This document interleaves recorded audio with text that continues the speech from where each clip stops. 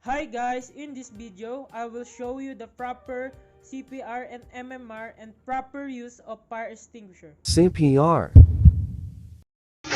Step 1. Check the scene for immediate danger.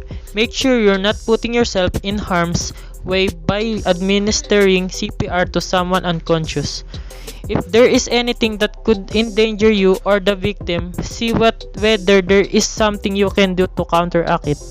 However, if there is nothing you can do to counteract the danger, move the victim. The best way to move the victim is by placing a blanket or coat underneath their back and dragging it. Assess the victim's consciousness. Gently tap his or her shoulder and ask, "Are you okay?" in a loud, clear. If she or he responds agreement, yeah or such, CPR is not required. Instead, undertake basic aid and take measurement to prevent or treat shock, and assess whether you need to contact emergency services. If the victim does not respond, rub their sternum or pinch their earlobe to see if they respond. If they still don't react, check for a pulse on their neck or under their thumb on the wrist. Send for help. The more people available for this step, the better. However, it can be done alone. Send someone to call for emergency medical services. If you're alone, call the emergency services before starting.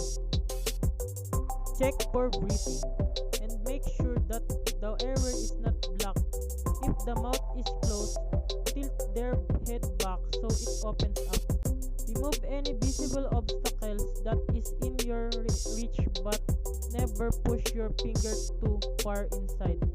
Put your ear close to the victim's nose and mouth and listen for slight breathing.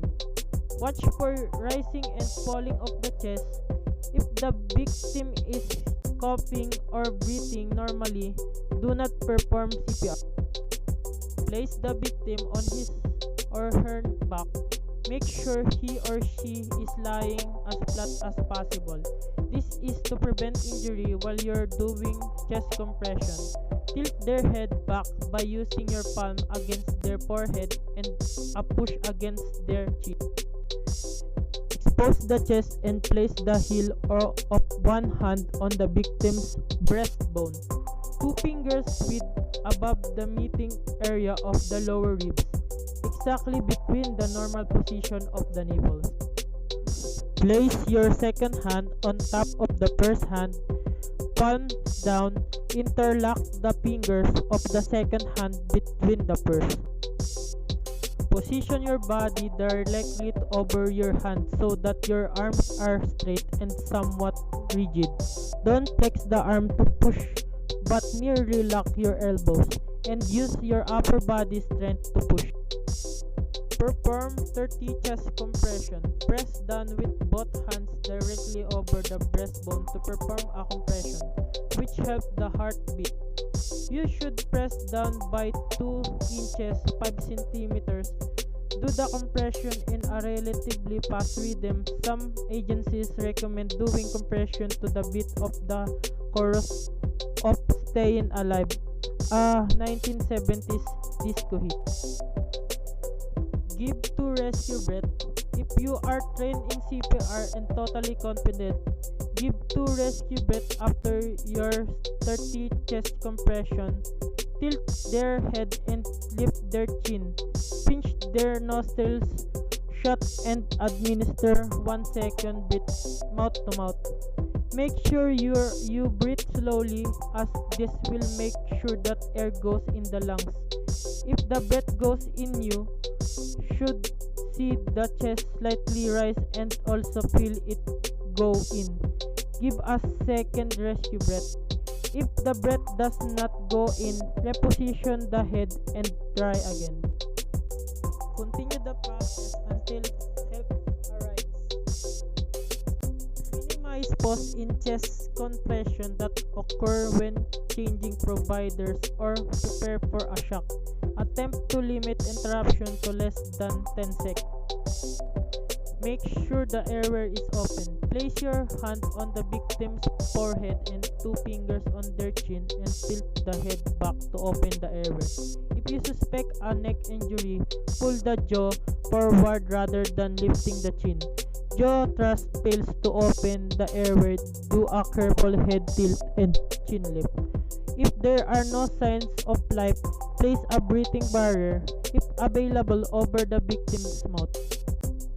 Repeat the cycle of 30 chest compression followed by 2 rescue breaths. If you're also doing rescue breath, keep doing a cycle of 30 chest compression and then 2 rescue breath. Repeat the 30 compression and 2 more breaths. Continue CPR until some takes over for you or emergency personnel arrives. You should do CPR for 2 minutes, 5 cycles of compression, 2 breaths before spending time checking for a pulse or a rise and fall in the chest.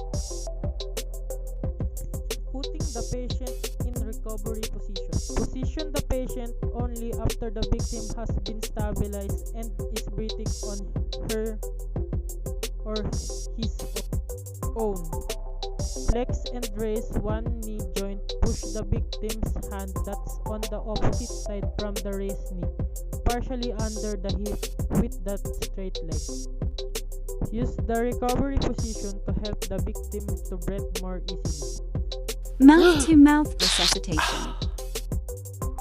Assess the situation. This stage is critical for determining what kind of assistance the victim needs and if the assistance can be provided safely. Determine what the victim needs. At this point, it's critical to assess whether the victim is breathing and has a pulse. Check the breathing. Lean over the victim so that your ear is near the victim's nose and mouth.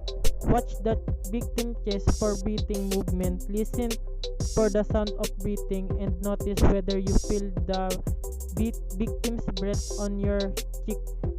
Check for breathing for more than 10 seconds. Feel the pulse. Press your index and middle finger on the side of the victim's neck and under the jaw.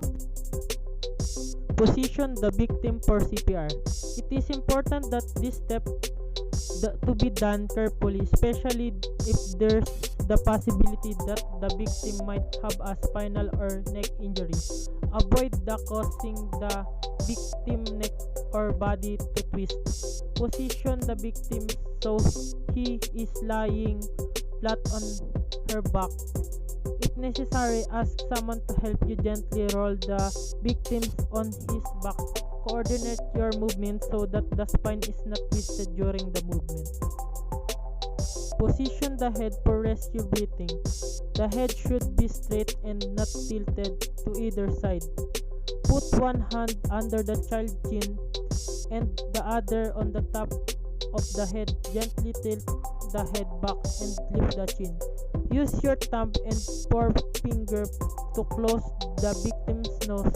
If the victim is younger than 1 year, you don't need to do this because you will breathe into both the victim's nose and mouth.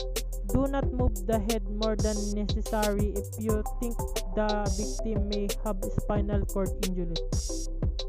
Provide rescue breath. Take a breath and lean over the victim so that your lips are over her mouth and form an airtight seal.